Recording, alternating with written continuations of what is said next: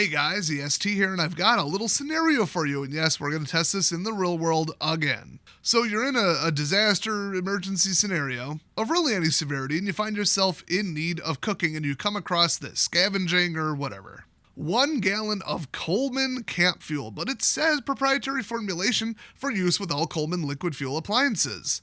Is it like diesel or diethylene glycol where it doesn't burn unless it's under certain circumstances like pressure or with a wick? Does it even burn clean enough? Well, let's say you don't have the appliance. Can you just find a way to cook on top of this enormous 1 gallon of pure chemical energy waiting to be unleashed? And when I saw this exact 1 gallon tin on sale for, I believe it was $9.45 minus 25%, so that's nuts because it's usually like $20. At a local store near me, I had to pick it up specifically to make the video. I don't have either of those appliances shown on the front. Now, a lantern, it's 2023. Just a battery pack that fits in my pocket could run a 1 to 3 watt LED for like a week. And that's a nicer color temperature, as they call it, a little better wavelength, closer to white. So why would you even own that lantern? But it made me think there was a wick until I thought, well, wait a minute. They've got the little portable cooking surface there, a grill, which implies that you could safely cook over this.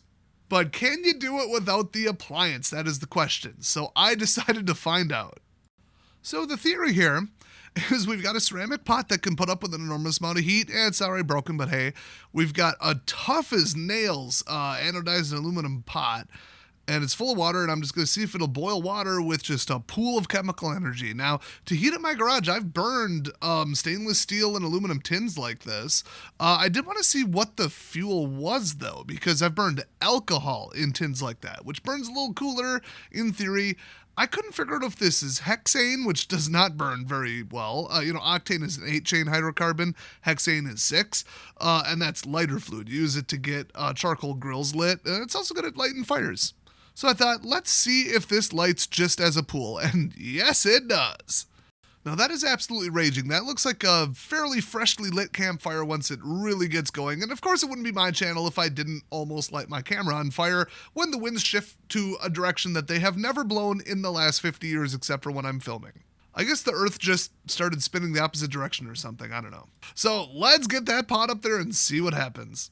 So I sped this part way up, and after about a minute, it burned itself completely out, but you can see a little sizzle on that back edge. If you look at the water really closely here, right about now, you can see those bubbles and a good amount of steam. And I thought, okay, that is almost the fastest I've ever seen water boil in this pan with this amount.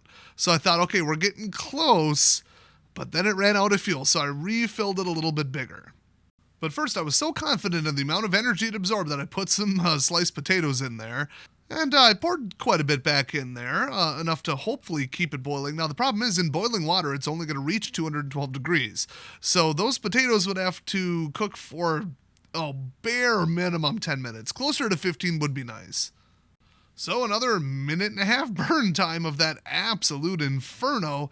And it just didn't get there. It didn't boil, which was shocking. Now, it's a minute. I mean, this amount of water, it would take probably about 4 or 5 minutes to start boiling on my very directed energy propane burner. You might have seen that on my channel when we tested the heat-proof bag, which it turned out was a fantastic purchase. But, this, you can see the agitated water, the steam, most of the heat because of the wind, and it's not that much wind, but it's a little gusty, it's going away from the pan. So something a little more directed and something where 99% of the heat doesn't just fly off into the air would be smart. And, well, if you think about it, it's made for grills that are specific purpose that direct it just into one area. So I thought we got to find a way to do that.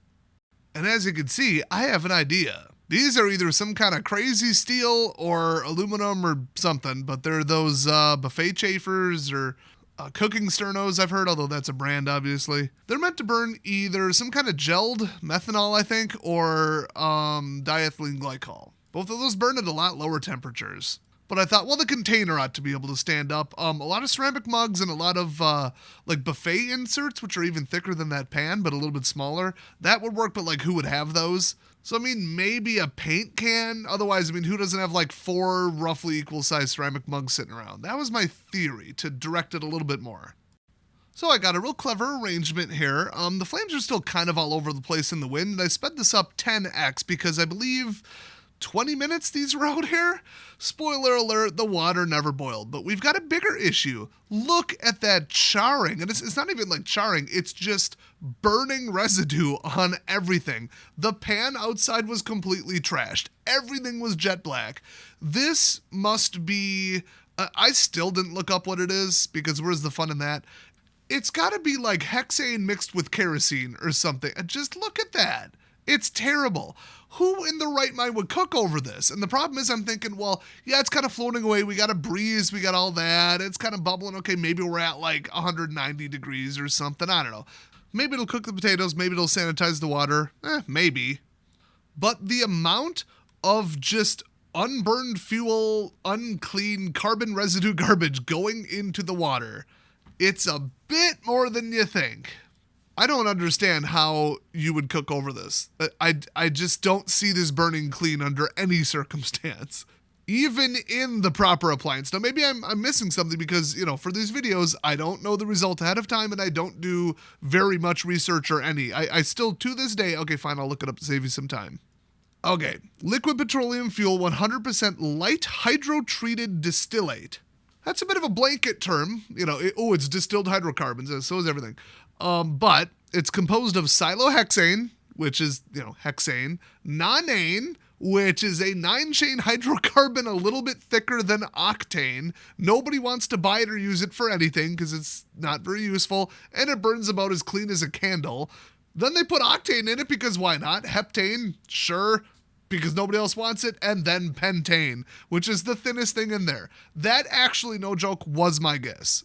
It's all the distillates that nobody wants, from a 5-chain up to a non-chain, just all mixed together. It burns like absolute garbage, and no wonder it was on sale.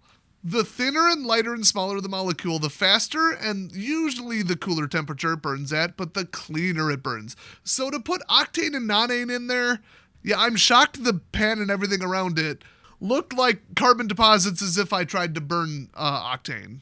This was terrible. So you might have noticed the footage stopped. That's because I stopped filming because of daylight and because I had to go somewhere and it's a whole thing. But off the camera, after this cooled down, I brought it inside and I took a sip of the water and then immediately almost threw up. That was completely inedible. Maybe it's just, it's carbon. You're fine, right? You could drink that, maybe.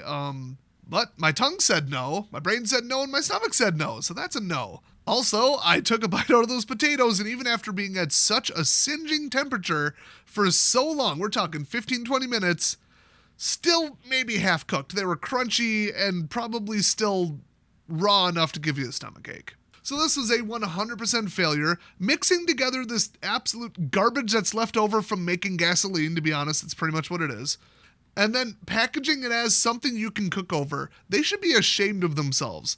Unless I'm missing something about how this works inside of, like, the actual appliance. Sure, use it as a lantern if you want the world's dirtiest, sootiest lantern. Maybe it burns cleaner over a wick. From what I know about, octane, heptane, and nonane, no. If you burn this indoors, you are actually insane. And for the record, pretty much every single one of those liquid fuel camp stoves that I saw were actually dual fuel. They can run off of this garbage or something called white gas. I can only imagine what kind of leftover distillate, dissolved hydrocarbon trash that is, but wow, stay far away from this. Now here's the thing though. This is varying density, varying chain lengths of hydrocarbon fuels, and they're pretty cheap. So if you get this cheap enough, you can put it in one of those, camping fuel cylinders, with the really crazy lids, where you thread it down like an inch. It's made out of aluminum where you could probably hit it with a bat and you wouldn't pierce it. And it probably won't leak. And then put that in your emergency kit to just absolutely get a fire going. Now, I just need like a couple cotton balls, some Vaseline, and lighter or a ferro rod and something to strike it with. And that's going up. You put it under some real dry stuff and whatever. But what if it's raining? What if it's in the snow? What if you just really, like, it's 10 below and you do not have time? You want to kind of just get this going and all you got is like medium to small size sticks and no tinder, nothing like really good. This'll light it up. I guarantee it. And you want to store this long term in something like that, What if nonane and octane aren't that heat stable because, they will turn into acid and get kind of nasty. But then you've got multiple other thinner molecules. So the chances of the entire fuel breaking down and becoming not burnable is so close to zero. This does have a little bit of a use, just not for cooking. Now, you could get a fire started with wood, twigs and just whatever you find in the forest, and then cook over that. You're still going to get some carbon deposit. Wood does not burn very clean, but if you do it right, if you just cook over the coals, which are fine, instead of the flame, all kinds of just traditional campfire cooking tips, you'll be a lot better off than just trying to absolutely blast this stuff. It just burns too aggressively, too unclean, and it's really hard to control even with like 3 glorified jet nozzles, kind of almost. Okay, they weren't quite that restrictive, but it just didn't work. It was close. It could have worked if I got it, just right, or had like a really tall, thin cylinder that could direct it. But then even the chemical energy, you're losing so much of it to the air. I'd rather have a slower burning, easier to find fuel like wood. So very limited uses here, complete and utter disaster, but that's why we do stuff for real in this video, as if we just came across it this way in an emergency scenario, and I thought, let's see if we can improvise something that'll work. And these are the interesting results. So if you enjoyed this video and the links I go to, or if you just want to help me recoup that $7, please go watch the other content on my channel, subscribe for more, and I'll see you guys next time.